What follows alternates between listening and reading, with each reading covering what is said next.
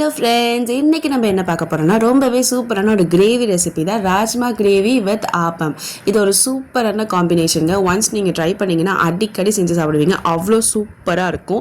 இதுக்கு பார்த்தீங்கன்னா நான் ஓவர் நைட்டே ராஜ்மாவை ஊற வச்சுட்டேன். அதை வந்து இப்போ நம்ம வேக வச்சு எடுத்துக்கலாம். தேவையான அளவுக்கு தண்ணி அண்ட் உப்பு சேர்த்துட்டு அடுத்து இதுக்கு ஒரு பேஸ்ட் ரெடி பண்ணிக்க போகிறோம். அது பார்த்தீங்கன்னா ஒரு 3 ஆனியன், அது கூடயே ஒரு 4-5 பல்லு கார்லிக் அண்ட் க்ரீன் சில்லி ஒரு 2, அதுக்கப்புறமா ஜிஞ்சர் பேஸ்ட்டாக எடுத்துக்கிட்டேன். இது எல்லாத்தையுமே வந்து தண்ணி விடாமல் அரைச்சிக்கணும். ஏன்னா அந்த ஆனியனில் ஆல்ரெடி தண்ணி இருக்குல்ல, ஸோ அதனால் தண்ணி விடாமல் அரைச்சி எடுத்துக்கலாம்.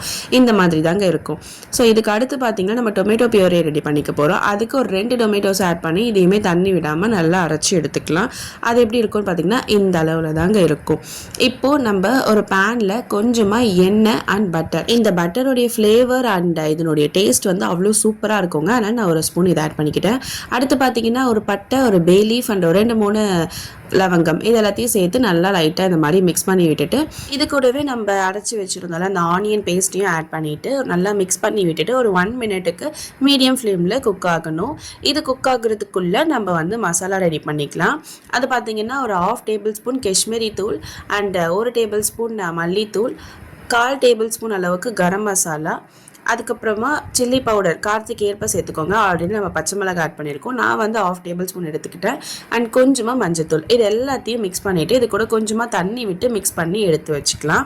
இதை தான் நம்ம வந்து இப்போ ஆனியன் பேஸ்ட் ஒரு 1 மினிட்டுக்கு குக் பண்ண விட்டுருக்கோம்ல, அதில் ஊற்றிட்டு இந்த மாதிரி ஊற்றிட்டு இது நல்லா மிக்ஸ் பண்ணி நல்லா ஒரு 2 கொதி வரணும். அதுக்கப்புறமா தான் நம்ம வந்து டொமேட்டோ பியூரே ஆட் பண்ண போகிறோம்.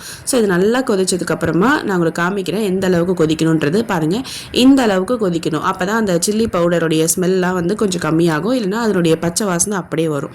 அதுக்கப்புறம் நம்ம வந்து இந்த டொமேட்டோ பியூரையை ஆட் பண்ணிவிட்டு நல்லா இதை மிக்ஸ் பண்ணிவிட்டு இதுவுமே ஒரு 2 கொதி வரணுங்க. நல்லா ஒரு 2 மினிட்ஸ் கிட்ட இதை கொதிக்க விட்டுருங்க. அதுக்கப்புறமா தான் நம்ம தேவையான அளவுக்கு தண்ணி விடணும். இப்போ வந்து கொஞ்சமாக உப்பு சேர்த்துக்கலாம். நம்ம ஆல்ரெடி ராஜ்மாவில் உப்பு போட்டு தான் வேக வச்சுருக்கோம், அதனால் அதுக்கு ஏற்றாப்பில் உப்பு போட்டுக்கலாம். இப்போ இதை நல்லா மிக்ஸ் பண்ணி விட்டுடலாம். இது நல்லா கொதிச்சதுக்கப்புறமா நான் சொன்ன மாதிரி எனக்கு தேவையான அளவுக்கு நான் தண்ணி விட்டுக்கிட்டேன். ஸோ எனக்கு வந்து கொஞ்சம் தண்ணியாக இருக்கணும். அப்போ தான் வந்து நம்ம ஆப்பத்துக்கு நல்லா அப்சர்வ் ஆகி சூப்பராக இருக்கும் டேஸ்ட்டுமே. அதனால் நான் ஒரு 1.5 டம்ளர் அளவுக்கு தண்ணி விட்டுக்கிட்டேன். இப்போ வந்து நல்லா கொதிச்சிருச்சா, எவ்வளோ பபிள்ஸ் வருது பாருங்கள். இந்த டைமில் நம்ம வந்து இந்த ராஜ்மாவை சேர்த்துக்கலாம். இந்த அளவுக்கு வெந்திருக்கணும். அது வந்து டோட்டலாக ரொம்ப சாஃப்டாக வந்துருச்சுன்னா இதில் போட்டதுக்கப்புறமா அது ரொம்ப வந்து லைக் இந்த பொட்டேட்டோவை ஸ்மாஷ் பண்ண மாதிரி ஆகிடும்.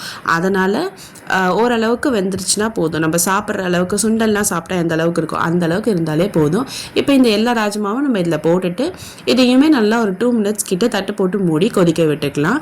அப்போ தான் வந்து அந்த கிரேவியும் அந்த ராஜ்மாவும் பர்ஃபெக்டாக வந்து கம்பைன் ஆகி வரும். அதனால் நம்ம வந்து இந்த மாதிரி கொதிக்க விட்டுக்கிறோம். பாருங்கள் எந்த அளவுக்கு கொதிக்குதுன்ட்டு.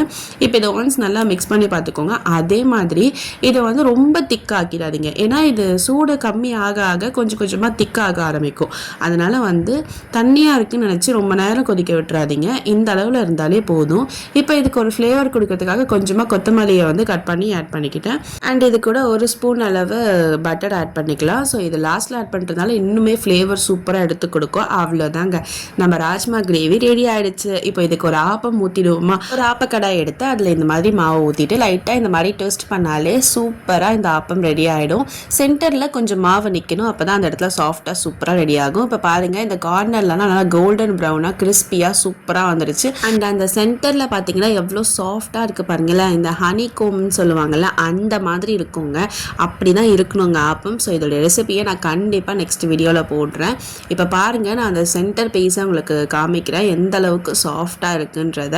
இப்போ இந்த ராஜ்மா கிரேவியோட இந்த ஆப்பமை சாப்பிட்டா சும்மா ஹெவனுக்கு போன மாதிரி இருக்குங்க. அவ்வளோ சூப்பராக இருக்கும். ஸோ என்னோட ஸ்டைலில் சொல்லணும்னா இது ஒரு மஸ்ட் ட்ரை.